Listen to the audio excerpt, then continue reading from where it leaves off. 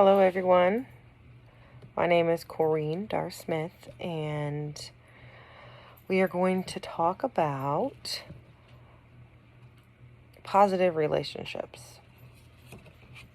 As humans, the relationships that we form with others are vital for your mental health, for your emotional well-being, and even your survival.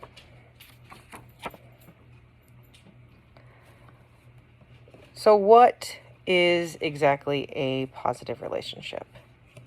A healthy relationship will involve honesty, trust, respect, and open communication. This is with not just your partner, but with your friends, with your family. Positive relationships are building blocks that you have in your life that make it meaningful, that give the importance for you to wake up and do something. A positive relationship can make us happy, can make us feel secure, can give you that feeling that like a warm blanket or a warm hug from someone can just relieve some of that stress and the stuff that you carry. A positive relationship can give meaning to your life. With your children, with your friends, with your family, with your work family, because we're at work just as much as we are at home anymore. This gives us social support. Social support is very important. It's important because it can help break down some of the barriers that might affect you out in a social area. So if you have someone that you have a positive relationship with, you feel more comfortable. You're more at ease. It's easier to somewhat be yourself, so to say. A positive relationship can be shared with more than one person. So it could be a group. It can be, you don't just have one family member. You have multiple family members. Most people have more than one good friendship. Not just the partner that you're with or your children that are with you all the time, but others that are involved in your day-to-day life. The more life interests you have with positive relationships, it can encourage you and help you come through some of the depressing stages in our life. Having positive relationships can give you more than what you realize. They can give you support, pull you from depression, just genuinely make you feel good. And not just in a, I want to say satisfying way, but almost, it just gives you meaning. A positive relationship can make you feel just good. And those positive relationships, sometimes, let's use your significant other or your partner or your best friend, one of those. If you're having a bad day, a lot of those positive relationships that you have, they take that in consideration. They're not going to lash out on you. They listen to you. They're your therapist without being a therapist. They're your confidant without even saying anything. They help you build the building blocks that make you. They give you armor, so to say, that help protect you, in my opinion. My friends always know what my best interests are, my positive relationships that I have. They're always going to keep my best interest in mind. You try to speak to them in meaningful ways. You try to be kind with your words. You don't mean to lash out. But they also understand if you do lash out. Positive social relationships can support and build acceptance in places. The longer you're part of, so to say, the bigger picture, the more social somewhat relationships that you have, builds your self-esteem, makes you feel better. Believe it or not, knowing that I'm going to go somewhere and I'm going to have these positive relationships, my friends are there, it makes me feel good. It makes me feel proud. It makes my self-esteem go through the roof. And they always compliment you, even if it's on the smallest things. The smallest things can make you feel so much better. We'll take, for instance, my children. My children know if I'm having a bad day. They are my positive relationships that I have.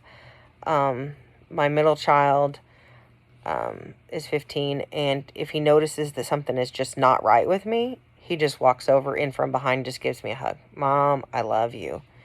And believe it or not, that positive relationship, just that little bit right there, just the little things, can make your day. Can make you feel so much better. It's amazing. But he also, on the flip side of that, understands if I'm being mean and my words are a little harsh, maybe I didn't intend to mean it that way. They just came out that way because I'm frustrated. So they have compassion. All of this helps shape your development of your self-esteem from when you were little. From our modular that we just went over, what I took away from a positive relationship and what social psychologists think is that the good relationships we build with people, we as individuals change over time, and relationships change and develop and are defined over time. The big key to positive relationships is trust and respect. A lot of things are built on the trust and respect. 4 key positive emotions for me that I take away from this is engagement with a person, being able to eye contact, being able to actively listen to them and them see you actively listening. The relationship that it has meaning. It has meaning. You can say they make me feel good. They have my back. It just genuinely makes you feel good. It can make you feel accomplished also. And I have one relationship that always makes me feel good. When I come home and I can talk to them and I can relate to them and they can relate to me, it genuinely makes me feel better. Even if it's a really, really bad day, it genuinely makes me feel better.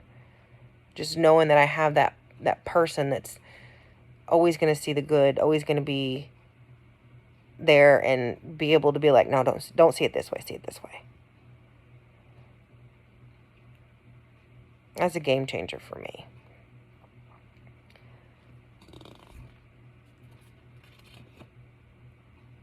In my relationship, I've also had relationships that we've had to cut loose. So the last key that I would talk about would be cutting loose any kind of negativity that you have. You do have social relationships with people that aren't positive and aren't really good for you. And you need to be able to see those signs and not keep them close to you, because negativity feeds off itself. So in the social relationship, in a positive one, you should always keep the people that they're always looking out for your better good. And if they're not, you should cut them loose. It's healthy to not be around all of that negativity.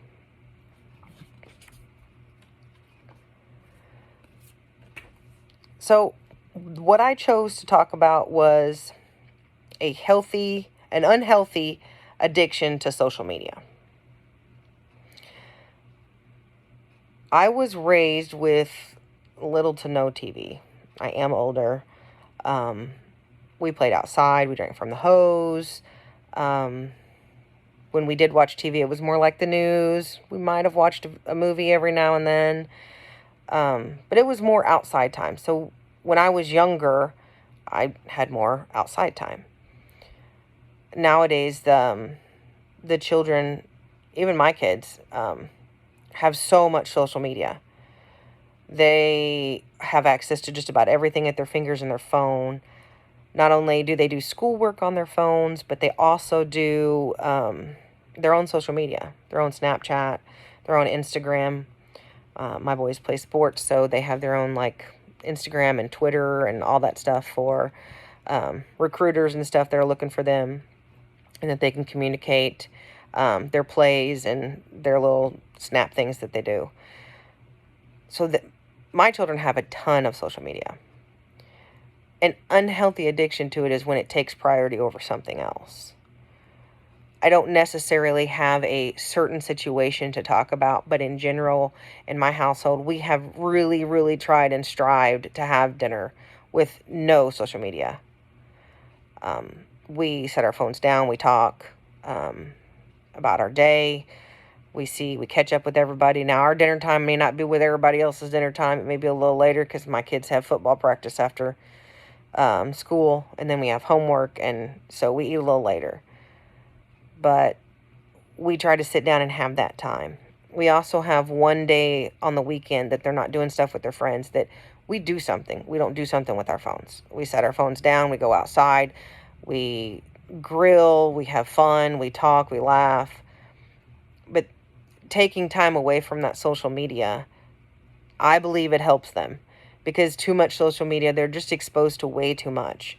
I have a soon-to-be 18-year-old, and then I have a 15-year-old, and I have a 5-year-old. The 5-year-old really struggles with no screen time whatsoever. Even if we have YouTube Kids, sometimes he still struggles with, he wants to watch it or he wants to do that, when I don't believe that that's what we should do. We should go outside and play on the swing set, and we do yard work and stuff. So I believe that some of the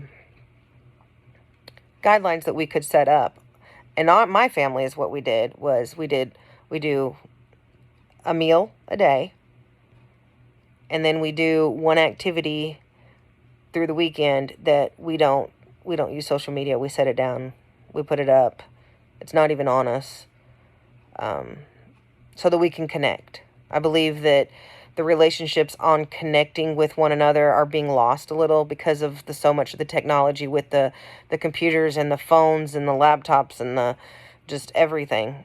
Everything is hitting you all at once. So setting guidelines for my children, they're done with everything unless it's homework by 10 o'clock. They check their phones at night when they're charging. They don't sleep with them.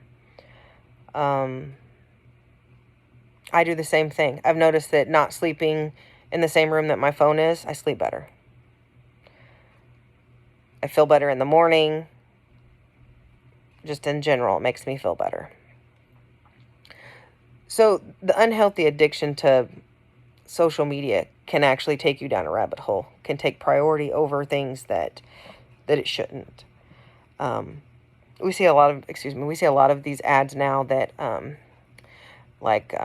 mom and dads or moms or dads or grandmas or somebody are sitting on the couch and they almost look somewhat invisible or black and white, and then the children's at the floor playing with the toy next to them wanting attention. That is becoming, unfortunately, a big issue. I'm doing my very personal best not to buy into that. I do like to go out and do things and be very active. So we set guidelines. No phones in bedrooms. The phones stay outside in the living room. We have meals every day, looking at each other, talking at each other, catching up on what everybody else has done. And one day a week, we kind of have a date with no social media, whether it's doing yard work or grilling or anything like that. So we have certain guidelines that my family goes by so that we don't get stuck in the unhealthy social media trap, so to say. So healthy ways to do that is to set limits. And we've set them in my house. I very much enjoyed this module. Touch base on a lot of things that are relevant for me. And I very much enjoyed this class. Thank you.